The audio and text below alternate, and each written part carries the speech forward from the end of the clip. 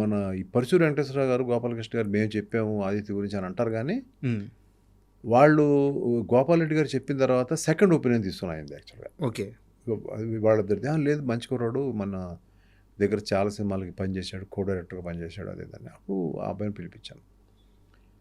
పిలిపిస్తే so he was into ఏది ఇమ్మీడియట్గా తను అంటే అది అదే తను ఇమ్మీడియట్గా నా సినిమా అనగానే ఓకే మన సినిమాకి వెళ్ళిపోతాం అనుకున్నాం. దాని తర్వాత ఉదయ్ కిరణ్ అందరూ ఒక్కొక్కళ్ళు చేరడం ఇలా మెల్లమెల్లగా ఇట్లా ఇట్లా ఇట్లా ముందుకు వెళ్ళిపోయింది. నేను కథ చెప్పి ఇది ఎలా ఉంది కథ అంటే బాగుందండి అని చెప్పి అన్నాడు. అక్కడి నుంచి అందరం ఒక అండర్స్టాండింగ్తో అట్లా వెళ్ళిపోయాం. మనసంతా నువ్వే సినిమాని మీరే ఓన్గా రిలీజ్ చేసుకున్నారు. ఓన్గా రిలీజ్ చేశాను. ఆ డిసిషన్ మీరు ఫుటేజ్ చూసుకున్న తర్వాత నాకు డిసిషన్ వచ్చేసింది. మీకు ఎవరైనా సలహా ఇచ్చారా? కాదు నేను డెసిషన్ తీసేసుకున్నాను ఆల్రెడీ. నేను సలహా ఇస్తే ఎంత డెసిషన్ మేకింగ్ ఉంటుందో నాకు తెలీదు. ఒకసారి తీసుకుంటే తీసుకోవచ్చు. నా డెసిషన్ మేకింగ్ అయిపోయింది. ఆ టైంలో నువ్వు నేను సినిమా హిట్ అయింది. హిట్ అయిన తర్వాత నువ్వు నేను ప్రొడ్యూసర్స్ అన్నారు మీరు జాక్పాట్ కొట్టేసారు, అమ్మేస్తారు సినిమా. నేను చెప్పాను ఇది అమ్మట్లేదని చెప్పాను. దీని తర్వాత ఊరికే కూర్చున్నప్పుడు పరచూరు గోపాలకృష్ణ గారు, వెంకటేశ్వర గారు ఇద్దరు కూర్చుని ఉండగా ఏమండి ఇది అమ్మాలా లేదా అని నేను అడిగాను. ఒపీనియన్ కోసం మొత్తం ఉంచుకోన్నారు. సో అంతకుముందు నేను ఉంచుకోవాలని ఉంది అనేది వాళ్ళకి తెలీదు లోపల. సో అది సింక్ అయిందని నేను అప్పుడు ఎవరు అడిగినా కూడా నేను ఇవ్వలేదు సినిమా. అది అప్పుడు ఎంత అండి 1.5 కోటి ఎంతో చేసింది, 1.5 కోటి ఎంతో అయింది సినిమాకి మొత్తం టోటల్గా. వ్యాస్ట్ అంటే 14 times వచ్చింది. ఇప్పుడున్న ఓటీటీ లేవు, ఇప్పుడున్న శాటిలైట్ రేట్స్ లేవు, అవి లేకుండానే 14 times వచ్చింది ఆ సినిమాకి. అదే సార్ కలెక్షన్ చూస్తే 14-15 కోట్ల రూపాయలు. ఉదయ్ కిరణ్ గారి రియాక్షన్ ఏంటి సార్ అంత పెద్ద హిట్ తర్వాత? ఏం లేదండి, అందరూ everybody were jelling so much, everybody మంచి అండర్స్టాండింగ్తో చేసాం సినిమాని. అందరూ కూడా ఎవ్రీబడి. ఎక్కడ మనకి ఒకటి ఏంటంటే అండి, మనకి ఎదురీది ఏ టెక్నీషియన్ కానీ ఏ ఆర్టిస్ట్ కానీ ఒక ఎంఎస్ రాజుని ఎదురీది వెళ్ళిన సందర్భం ఎక్కడ లేదు.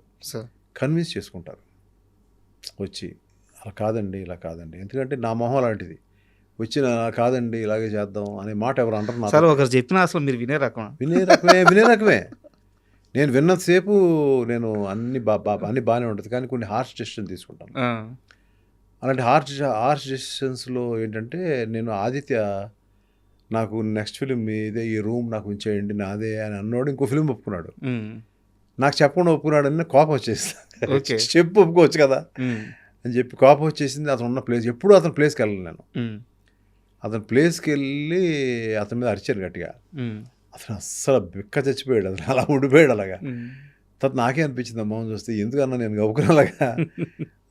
Okay youngsters let them earn money, ఏముంది తప్పే ఉంది, ఓకే ఆదిత్య మనం ఎప్పుడు సందర్భం వచ్చిన మళ్ళీ చేద్దాంలే, ఇది బాగా చెయ్యి, నీకు ఏదన్నా నీకు ప్రాబ్లం ఉన్నా ఇందులో, నీకు ఏదైనా స్టోరీలో నీకు ఇబ్బంది ఉన్నా నా దగ్గర రా నేను చేస్తాను. ఆ కోపం అంతా పోయింది. అదే ఆ తర్వాత అందరూ మేమంతా బాగానే ఉండేవాళ్ళం. తర్వాత తనకి అది హార్ష్ డెసిషన్ అంటే చెప్తాను నేను. బాస్ అనే సినిమా చేశాడు తను. అవును, నాగార్జున గారితో. నేను అప్పుడు ఆట అనే సినిమాకి ఎవరు డైరెక్టర్ పెట్టుకోవాలో నాకు తెలియదు. ఆ టైంలో బాస్ అనే సినిమా సడన్గా పోయింది. నేను కూడా థియేటర్కి వెళ్ళి చూశాను, మా ఆదిత్య అని చెప్పి నేను థియేటర్కి వెళ్ళి చూశాను. ఇది చూసినప్పుడు నాకు నచ్చలేదు సినిమా, కానీ తనకి మెసేజ్ పెట్టాను, బాగుంది సినిమా, టెన్షన్ ఏం పడద్దు అని పెట్టాను. అతను ఇప్పుడు కూడా ఆయన బాగుందని చెప్పారు కదా, ఆడుతుంది అనుకుంటున్నాడు అతను. కానీ తనకు తర్వాత తెలిసింది, కానీ ఎందుకు నిలబెట్టాను తనకు తెలియదు.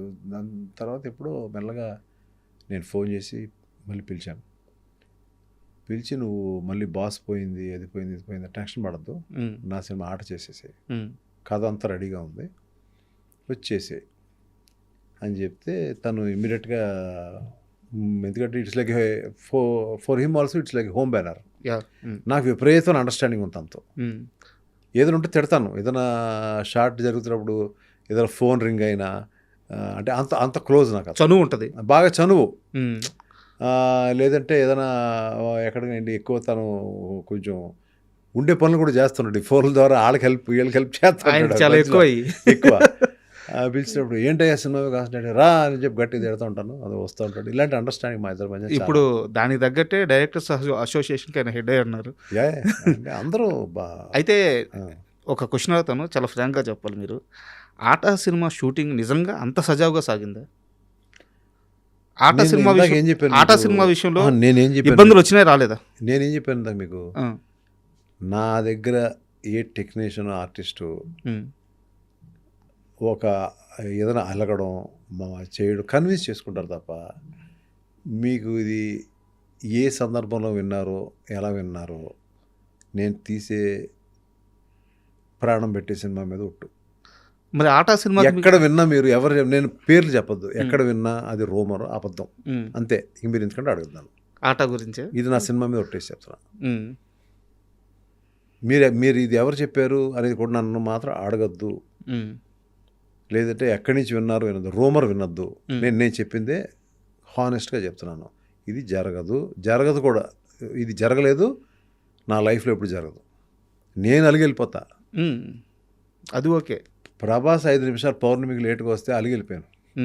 కారులో ప్రియతమ స్పీడ్ వచ్చి నాకంటే ముందు ఆపి వెళ్ళలేదు, నన్ను తీసుకొచ్చాడు. నన్ను ఏంటి 5 నిమిషాలు లేటుగా వస్తే ఏంటి అది అప్పటికే మా ఇద్దరి మధ్య బాగా క్లోజ్. గట్టిగా అరిచాడు నా మీద, గట్టిగా అరవకు ఏంటి లేటుగా వచ్చి, మేము రండి సోది రండి అని చెప్పి పట్టుకుని అలా కారు ఎక్కించుకొని తీసుకెళ్ళిపోయాడు.